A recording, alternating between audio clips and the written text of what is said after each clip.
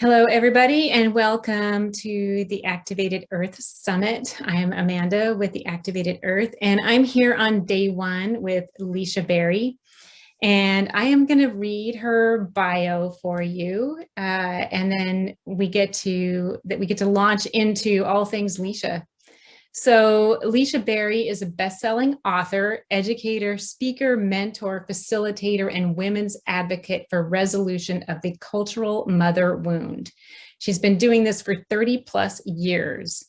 She utilizes creative, psychological, neurobiological, and indigenous approaches. Licia is a pioneer of the holistic integrative healing movement. She's also the founder and president of the Heart Song Institute and creator of the Daughters of Earth and New Earth Protocol leadership programs, where she trains and mentors women called to midwife the world into a new era. And just there's more, but I just wanted to say I got to participate in some of that, and it was wonderful.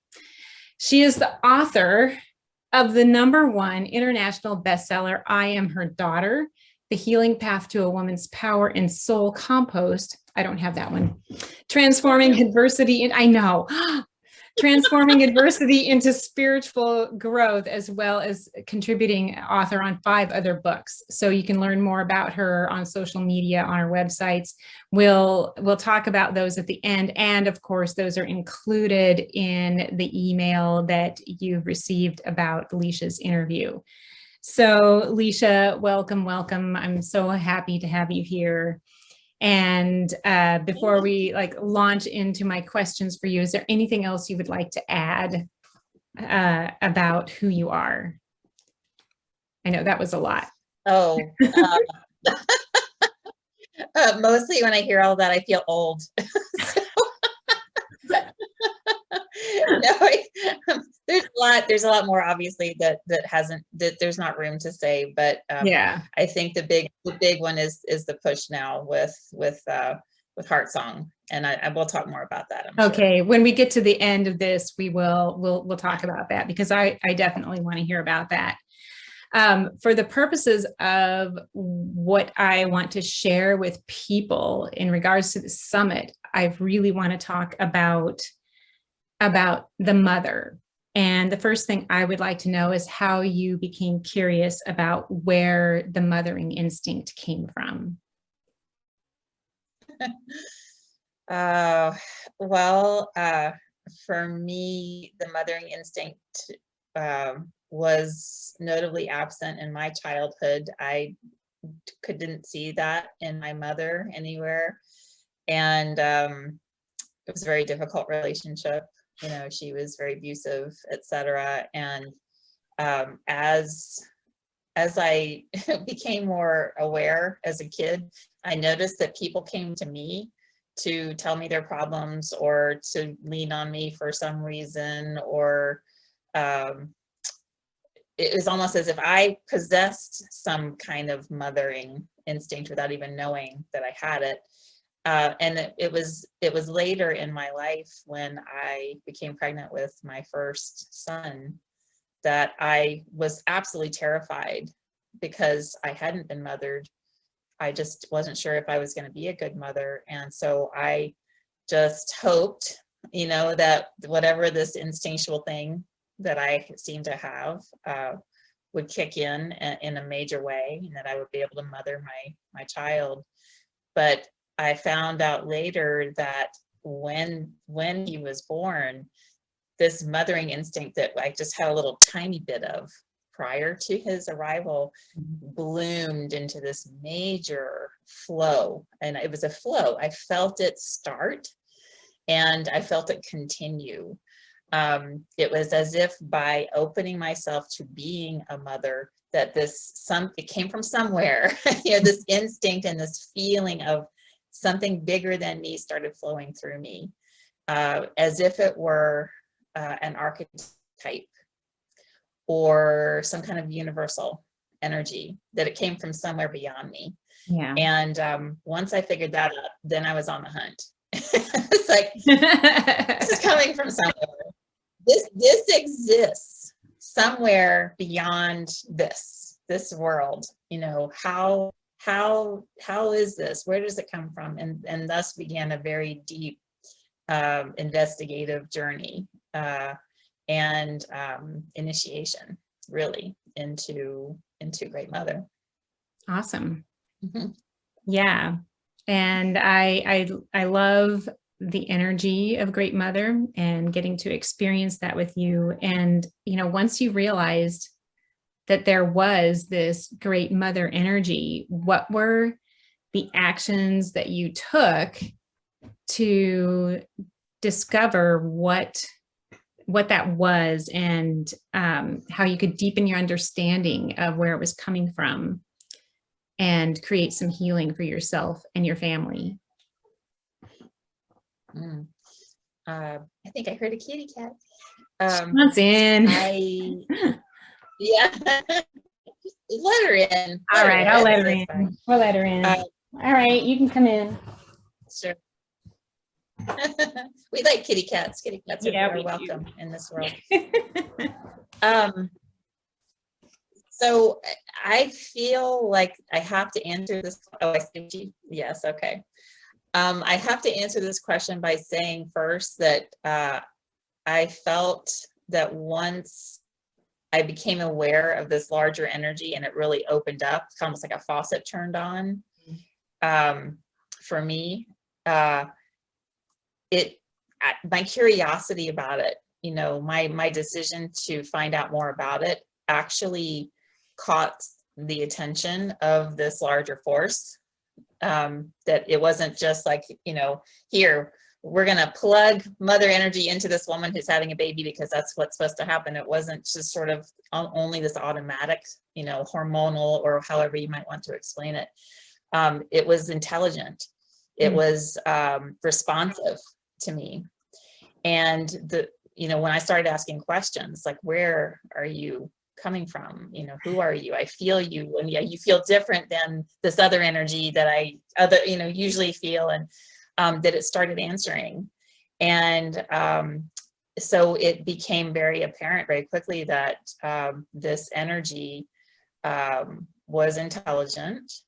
And the more I learned over the decades with it, the more I realized that it was inherent, like as if I had receptors in my architecture, like my blueprint of my body and genetics and, you know, my archetypal structure, that I had receptors for this energy that were built in. And that's why it sort of populated, you know, easily when my son first was with me. But that later, as I wanted to know more, the receptors grew. And so what I did to change that, to go from just like your basic, you know, mother instinct into, well, what is this and what's more, and really analyzing it and becoming immersed in the conversation over these decades with this intelligence that called itself Great Mother, and really starting to embody her, was that I started asking questions. You know, I was curious. And the biggest one probably was that I surrendered. Like there were moments where she came after me. She came for me and asked me to open and deepen in. And this was where I came into confrontation with my design, my architecture, my soul print is what I call that. And that it actually was that I was meant to be an embodiment of this energy. And this is why when I was a little kid and didn't know any better, people were coming to me and dumping their problems on me or trying to get solace from me. And I was just irritated as hell as a kid. It's like, get away. I mean, I'm having problems myself. I'm not anybody's mom. But later it became very apparent, you know, that I was supposed to be, you know, upping the game for myself and really allowing her energy to move through me. And so after the asking of the questions, the second thing was really the surrendering, the allowing of her energy to really move in.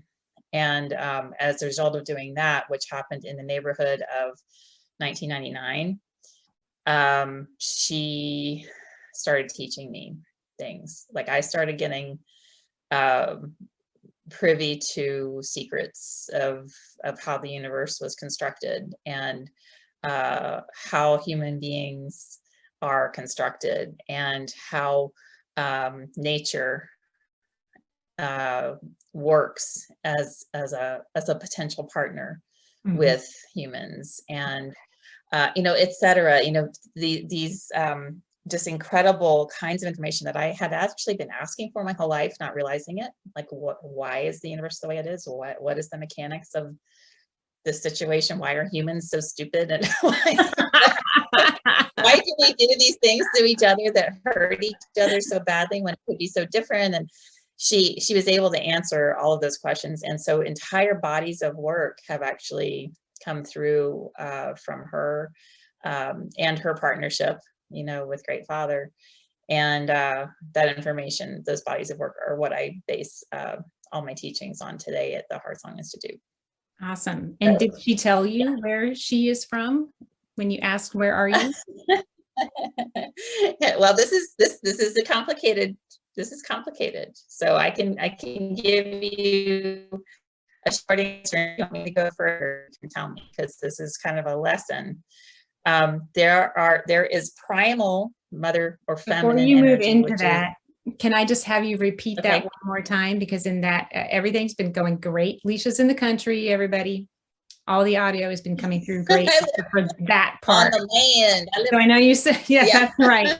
You said this is complicated about where that's coming from. I would love to hear you say that Okay. part again, and then tell us what the complicated thing is here.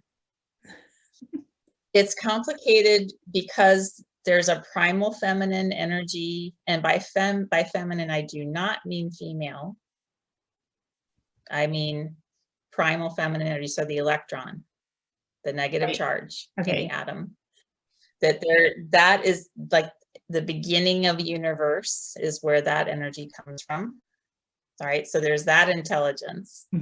But then there's a horizontal feminine intelligence, and that is very much terrestrial. It is very much connected into being a physical being on Earth, and that is what Great Mother comes from.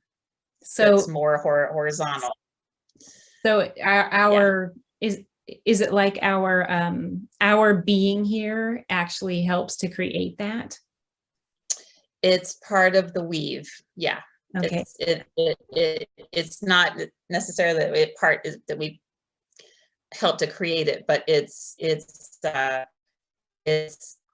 feedback mechanism. Nature utilizing the primal to the electron and the proton, with of course the neutron being the combination in the atom. Okay. That nature using that primal structure and those primal creative tensions between those two energies to weave physical creation together on our planet. That's where the feedback loop, essentially, of being physically created, and the Great Mother and Father are our horizontal reference points for those two primal energies. Okay, I got it. See what I mean by it being complicated? Yeah. Okay, you probably do. Clear as mud. You probably do. And actually, for me, it does make sense. And I would encourage anybody here who's not quite grasping that, definitely reach out to Licia. Her contact information is totally available for you. So after you created this connection, and she created this connection with you, what are some of the most impactful wisdoms that you received from her, from Great Mother? Well, there are many. But I have a top three. Okay. Yeah. Number one is that we are immeasurably loved. And that's really true. It's not just like God loves you, like what the billboards in the South where I grow up and still live is, there's that. It's different. It's like, it's a sensation of being immeasurably loved by her. And that is wisdom, because it's experience. I've experienced it. And it's unbounded, and it's life affirming and nourishing to the bone. It's so needed, and I think what this world needs so much. I think we all are looking for her in some form. So that's one. Number two in the top three is that women are sacred, that a woman's body is inherently, by its design, a threshold between the unseen and the seen, because we can bring life through us, through our womb. And also because of that threshold capacity, that we are uniquely able to translate the data that is coming from the core of the earth. So the memory of all things that have ever occurred, since this planet's arrival or creation, every experience, every body's memory, every lived, breathed moment of every organism of any kind is stored as memory. And we are calling this now, by her request, ancestral memory, because all of those are our ancestors, right? Yes. And that women's bodies are uniquely capable of receiving earth energy up from the earth's core into our body, and having a knowing and understanding in our body of how to get along, for all of us to get along, for us to walk in balance with the earth, for us to be in partnership with all creation, with nature, and all of the intelligence that's inherent in physical reality. That we have a capacity that was, to put kindly, trained out of us, to put unkindly, executed, persecuted, threatened, beaten, drowned, drawn and quartered, etc. Right. This kind of power that is unique to a woman's body, there's been a war on that for 5,000 to 6,000 years. And when we reclaim that, which I have and am still going to till the day I die, because it's a process for sure, it ever deepens. The amount of memory that's available to us is life-changing, and no one can ever tell you what to do again, and no one can control you again, because you're getting it direct from the source of our life, here on this planet. The battery, that gives us life, blood, and nourishment, and in every way, that is intelligent again, and wants everybody to get along. So wants all her kids, all her children to just be nice, share, Right. All the really, things we always say to our actual physical kids. Exactly. It is funny. It is funny. Although it's interesting if I've been asked this question before, that, is the earth great mother? And it's kind of, but not exactly. Like the horizontal great mother is more of the intelligence of the feminine in this physical environment, and the earth, or Gaia's heart, the core of the earth, is kind of can be a face of great mother, but it's not the only one. So there's a little bit of confusion sometimes when people say Mother Earth, that's the same as great mother, and it's not quite the same. I hope that makes sense. I think so. Third, okay, good. The third most impactful wisdom that I received from her was that it is her desire and the feminine energy's desire to partner with the masculine energy. And again, I don't mean by male and female. It's, this has nothing to do with our gender constructs, and our bodies, because everyone's bodies has electrons and protons and neutrons. I mean, we have all of these energies inside of us, but that feminine energy pure feminine energy is connective in by its nature. And so therefore, it is the feminine that seeks partnership with masculine energy. And masculine energy, by its nature, is individuative. It's like, I got stuff to do. You know, I'm busy. I got things to look over here and check out and explore, and is very concerned with itself, which is great. In the physical reality, we need that. Otherwise, we would all just be linked up in a pipe, you know, somewhere. We need to be separate from each other. But the feminine energy is the connective force. It's the glue. It's the thing that says, come here. I want to be next to you. Come here. Let's do this together. Hey, come here. I want to make sure you're happy and I'm happy and everybody's happy. It's like, it's the thing that seeks magnetism. It's the thing that seeks to be connected. And so therefore, feminine energy always needs to come first inside of us. If we're seeking connection or partnership, feminine energy is the one part of us that will seek that. And that it does want to be, the feminine energy does want to be connected to the masculine energy.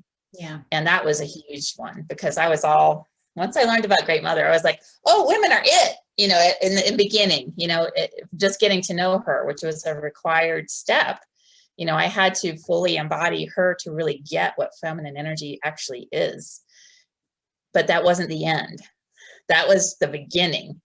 That was the first step that was required for me to then understand to take the next step, which is to create action in the world that is loving, considered of the whole, partnered. I needed to use that feminine energy to connect with masculine energy, my own masculine energy in other people, and that this is the great healing that's actually needing to occur. Nice. Yeah. And that is actually some foreshadowing of the last interview in this series, actually, is in healing that connection. How do we all get to treat the planet differently? So I just want to thank you for bringing that up, because on a spiritual level, that's where everybody is wounded and aching and suffering, and in being in that kind of space, we are not operating in harmony with our planet and with nature. So that was, for ourselves. that was so perfect, really perfect. For you personally, in having the, you know, great mother in your life for so long, and bringing in great father, as you're calling the divine masculine, what's the biggest effect that has had on your life? What do you think is like the biggest pivot that created for you? There are a lot of them. I have to say, You have the top three? it's hard. I'll try my best. I probably would have to say my own integration, obviously, you know, making peace in myself between my feminine and masculine energy, you know, to integrate, you know, in all of the various places and layers and levels and bodies, you know, of myself, to end the war. And that was huge for my own healing, you know, which of course then impacts how I show up with other people. If I'm not unpartnered in myself, then I won't create unpartnership in my relationships. So yeah, for my own integration and healing, it meant that I activated my purpose, that I became very successful in my work.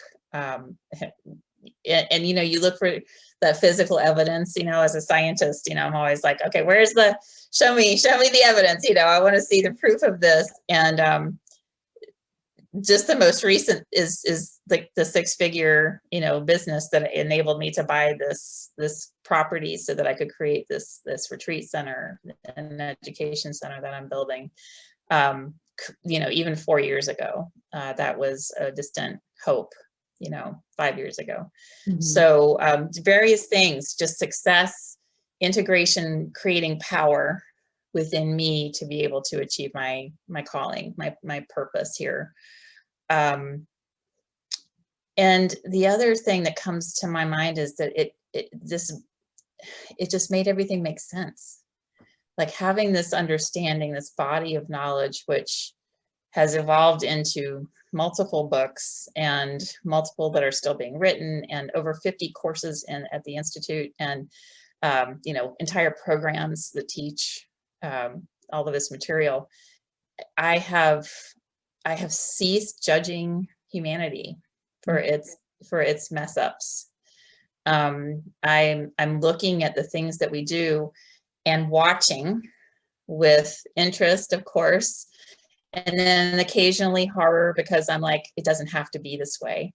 You know, I can see where the pendulum is going to swing. After it swings this way, it's got to go this way, right? I can see this is unpartnership in action. You know, we're not closing the gap so we don't swing. We're creating gaps so that we're like doing this and swinging, and that's creating a lot of chaos and hurt. And yet it seems to be how we learn, and how humans need pain in order to figure things out. So the release of judgment was a big one too, because I used to have well, if people just did this and that, just listen to me and just did what I said and listen to my opinion, and, you know, this kind of stuff. But it's actually not, you know, that's all gone. It's all released, because this body of information explains exactly what's going on in such a way that it's like, okay. So I just keep showing up in partnership as best I can. Yeah. Awesome. Yeah. I do want to share about your book, but I want to jump ahead real quick, because what you're saying about the unpartnered, you know, swinging back and forth. So when they come together, they make them, you know, they make a tangled mess. So I'm assuming that what you're doing now with the connecting pieces of the divine feminine, the divine masculine, is to bring that pendulum swing together. And so there's cooperation between the two. And I would love to hear about what you're seeing, or how you're bringing this into your teachings and your workshops, and what's happening for people that are applying these things. Oh, great question. I love it. Well, I have to say, you know, before I tell you what other people have experienced, we got to really use this in our family. When the information first started really coming in, which is back in the early 2000s, we employed the information in healing our marriage, Peter and I, and in our family. Because our family was going through some struggle at the time, due to some very unpartnered feminine and masculine energy in my husband, who was really having a hard time. He was, you know, buying into that corporate culture, and the kids, who were little at the time, didn't know who he was, you know, and our marriage wasn't doing very well. We were growing in very different directions, and so we took the big leap and sold everything and bought a used RV and hit the road for 7 years. Which is where you and I met initially. So on that journey, that 7-year trek. Yep. And so in a very personal way, you know, this partnership model, which is absolutely Aquarian because it's power sharing. We really employed it in our own, you know, little hot box of our family, and got to, you know, really work it, like really work the material. And so everybody in our little family of 4 knows this stuff and lives it. And I can't tell you, people remark all the time about my now men sons being the most actual adults they've ever seen. And Peter and I, you know, are, it's very often remarked about our marriage being such a solid and respectful and loving, you know, supportive marriage.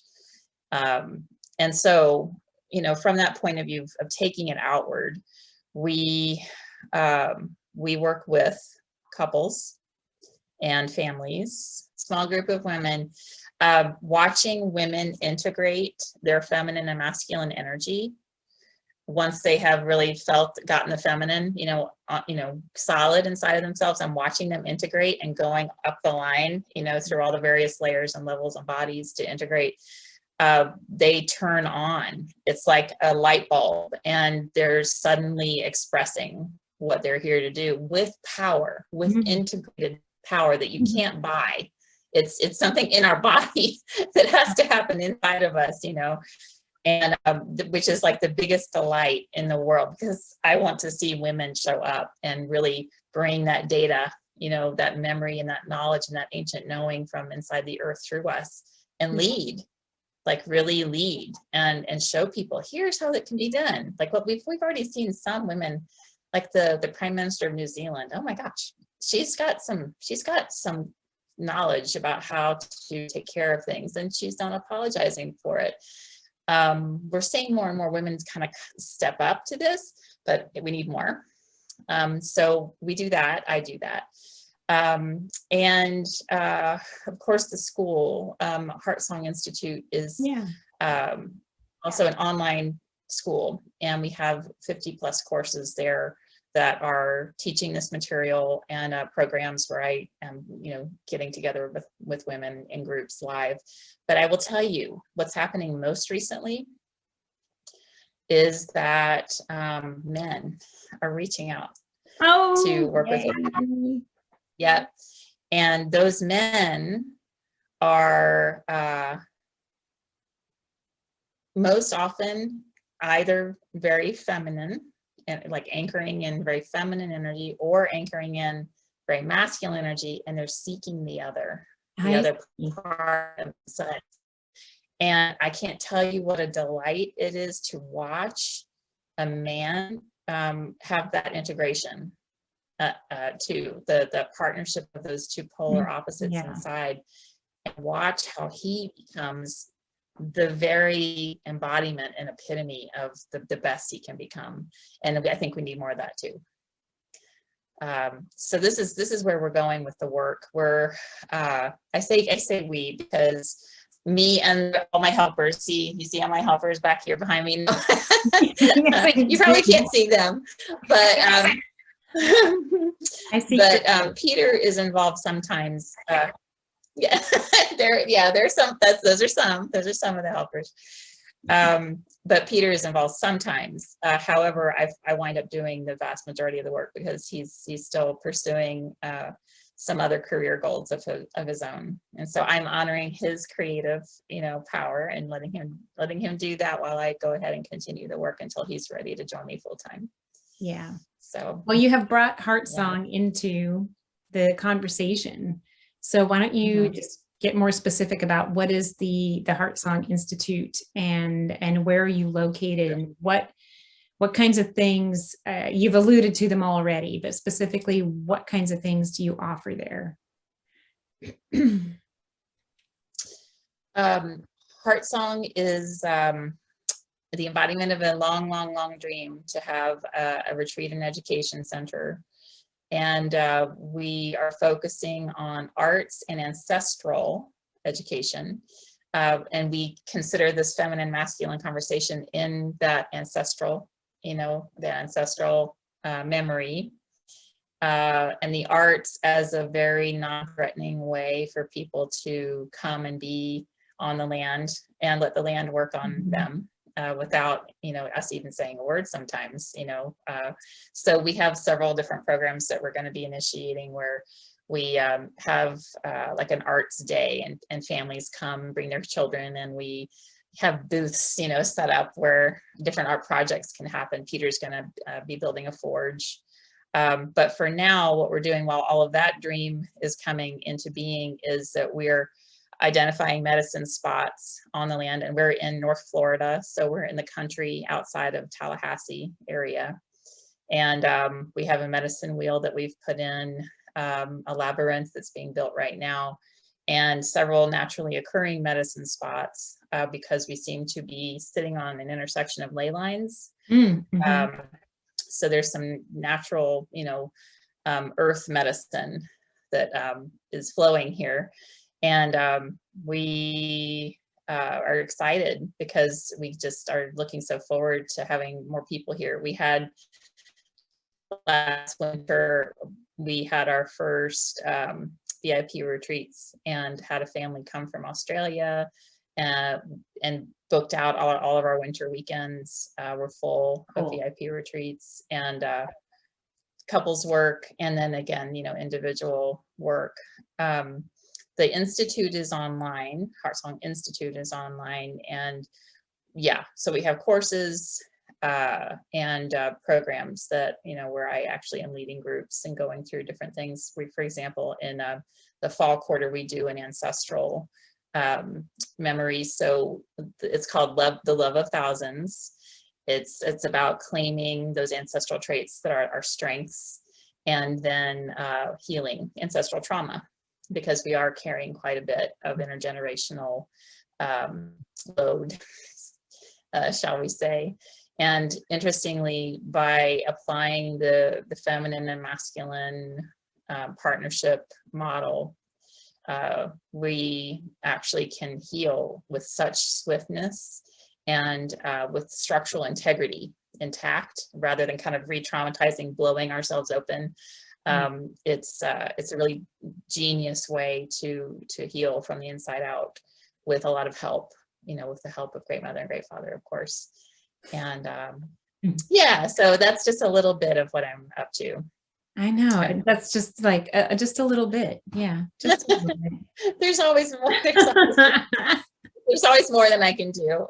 I'll just put it that way. Yeah, you are doing so much. And I know that the world has got to be grateful for everything that you're doing. And just in closing, let's just say, like, what could you say is the core thing that anybody who picks this book up and reads it is going to get from it? Remembrance. Yeah. I Am Her Daughter was published in 2016, and it starts very much, it's about my journey that I kind of very briefly described, here with you in this interview. But it goes into her teaching, her teaching me, and the things that she taught me when they were coming in. I felt as if I were remembering them.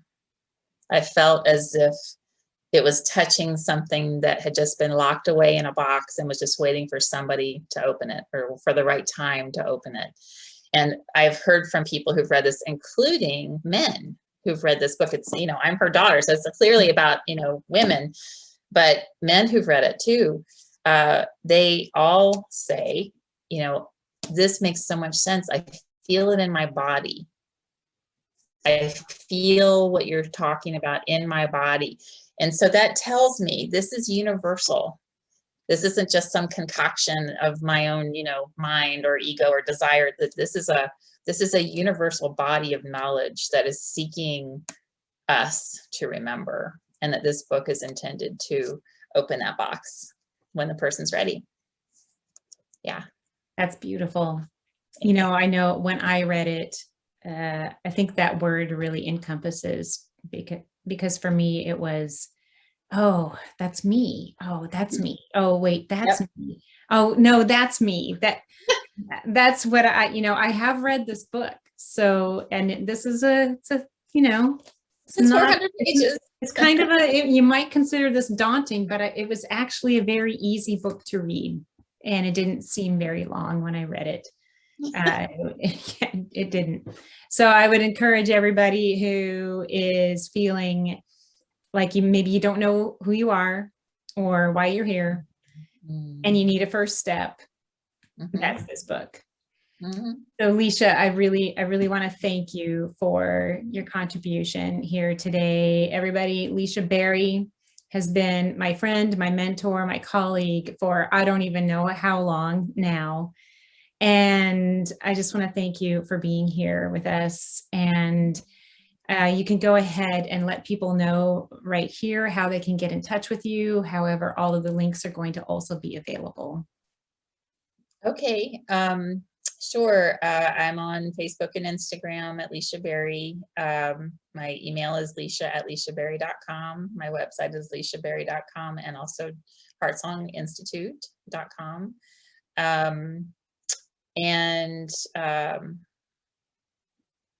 I think the best thing, if someone is really feeling like they feel a prompt, they're moved to reach out, is just send me an email. I feel a lot of people waking up to this information right now. And I also see a lot of people out there as teachers who are, in my perception, based on what I know, not as integrated as they could be.